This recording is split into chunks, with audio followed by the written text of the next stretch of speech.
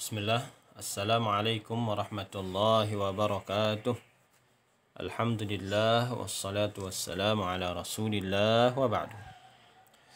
Kaifa halukunna? Bagaimana kabar Anda semua? Mudah-mudahan kita semua masih dalam keadaan sehat dan mudah-mudahan kita senantiasa dilindungi oleh Allah Subhanahu wa taala. Kita bersyukur kepada Allah Subhanahu wa taala atas limpahan nikmat yang diberikan kepada kita. Karena dengan nikmat Allah ananda salihah, kita masih diberikan kesempatan untuk melanjutkan pelajaran kita pada hari ini. Alhamdulillah. Ananda salihah, hari ini pelajaran kita adalah akidah. Hari ini insyaallah kita akan masuk pada bab yang baru, yaitu bab 2. Ya. Bab 2 yang berjudul Buah Mengenal Allah. Silahkan bagi Anda salihah yang memiliki buku, silahkan buka halaman 6. Dan hari ini kita akan membahas kisah penuh hikmah. Sudah dibuka bukunya? Nah, jadi hari ini Ustadz akan bercerita, ya. Judulnya yaitu Gentong Emas. Kemudian nanti setelah Ustadz baca ceritanya, kita akan mengambil beberapa pelajaran dari cerita ini. Nah, jadi didengarkan pelajaran hari ini dengan baik Ananda salihah ya, supaya faedah-faedah atau pelajaran-pelajaran yang kita ambil bisa bermanfaat bagi kita semua. Nah, kita mulai ya. Jadi judul ceritanya silahkan dibuka pada halaman 6. Judul ceritanya yaitu tentang gentong emas. Nah, silahkan baca ya. Pada zaman dahulu kala, ada 2 orang laki-laki yang bersepakat jual beli tanah. Kemudian si pembeli tanah menemukan sebuah gentong berisi emas di dalam tanah yang dibelinya. Si pembeli adalah orang yang sangat mengenal Allah. Ia tidak mau mengambil harta orang lain. Ia takut Allah murka kepadanya bila berbuat dosa. Ia lalu mengembalikan gentong berisi emas itu kepada si penjual tanah. Tetapi si penjual tanah tidak mau menerima gentong emas itu dengan alasan tanah beserta apa saja di dalam tanah itu telah ia jual. Ia orang yang sangat mengenal Allah Subhanahu wa taala. Ia tidak mau mengambil harta orang lain yang bukan haknya. Akhirnya mereka berdua pergi ke seorang hakim. Mereka menanyakan siapa yang berhak memiliki gentong emas itu. Hakim memutuskan agar emas itu diinfakkan kepada anak mereka berdua.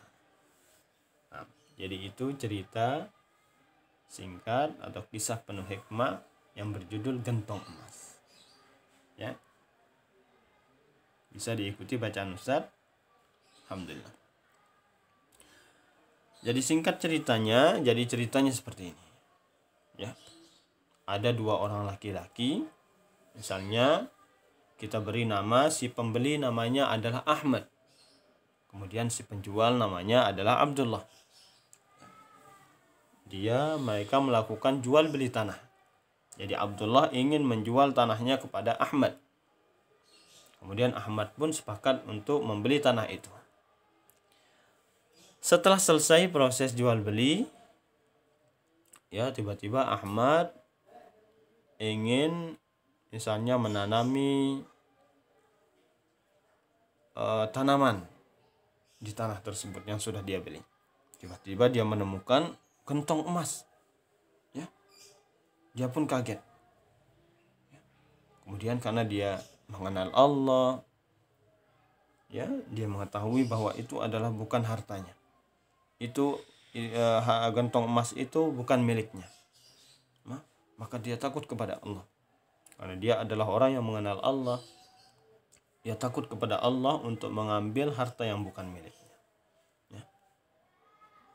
Maka Ahmad pun menemui Abdullah, si penjual tanah, dengan tujuan dia ingin mengembalikan gentong emas itu kepada Abdullah. Tapi ternyata Abdullah juga adalah orang yang sangat mengenal Allah. Dia takut kepada Allah. Ya, dia tidak mau menerima harta orang lain yang bukan haknya. Jadi setelah terjadi perdebatan di antara mereka berdua, si Ahmad ingin mengembalikan harta kepada Abdullah, tapi Abdullah tidak mau menerimanya. Karena itu sudah bukan haknya. Karena dia beralasan bahwa tanah beserta isinya sudah dijual kepada Ahmad. Setelah terjadi perdebatan di antara mereka berdua, Ananda Salihah, jadi mereka pun pergi ke hakim, ke pengadilan, dan bertanya kepada Pak Hakim, siapa yang berhak untuk memiliki gentong emas itu. Maka hakim pun memutuskan untuk dibagikan kepada anak mereka berdua. Jadi itulah dia cerita singkat kisah penuh hikmah yang berjudul Gentong Emas. Ananda Salihah, apa pelajaran yang bisa kita ambil dari cerita ini, Ananda Salihah? Yang pertama, yaitu kita wajib takut kepada Allah Subhanahu wa Ta'ala. Ya, Ananda Salihah, kita wajib takut kepada Allah Subhanahu wa Ta'ala. Karena takut adalah ibadah. Dan ibadah akan diterima oleh Allah Subhanahu wa Ta'ala jika kita serahkan ibadah itu hanya kepada Allah. Takut adalah ibadah. Supaya ibadah takut kita diterima oleh Allah, bernilai pahala di sisi Allah Subhanahu wa Ta'ala, maka kita takut hanya kepada Allah Subhanahu wa Ta'ala. Ya.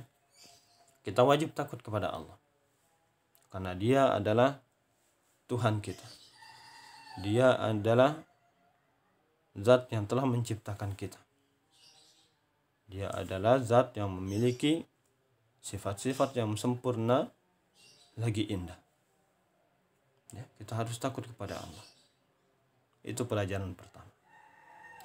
Kemudian pelajaran kedua, Ananda Salihah, dari kisah ini kita bisa mengambil pelajaran yang kedua, yaitu bahwa buah mengenal Allah Subhanahu wa Ta'ala atau manfaat kita mengetahui, mengenal Allah adalah akan timbul rasa takut dalam hati kita kepada Allah Subhanahu wa Ta'ala.